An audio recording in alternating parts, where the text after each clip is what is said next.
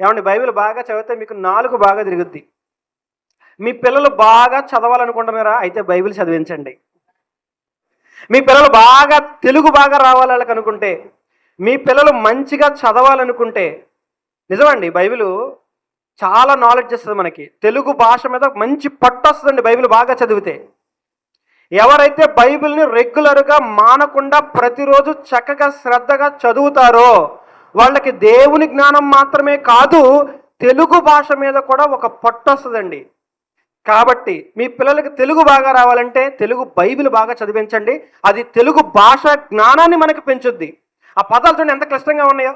చాలా జాగ్రత్తగా కాన్సన్ట్రేటెడ్గా చదవాలి. యూదుల పేర్లు అవన్నీ, యూదుల పేర్లు చాలా టిపికల్గా ఉంటాయి, చాలా క్లిష్టంగా ఉంటాయి. ఆ పేర్లు మనం పద్దాక రెగ్యులర్గా చదువుతుంటే తెలుగు భాష మీద ఒక క్లారిటీ వస్తుంది. తెలుగు భాష పలకటం, ఉచ్చారణ మనకు వస్తుంది.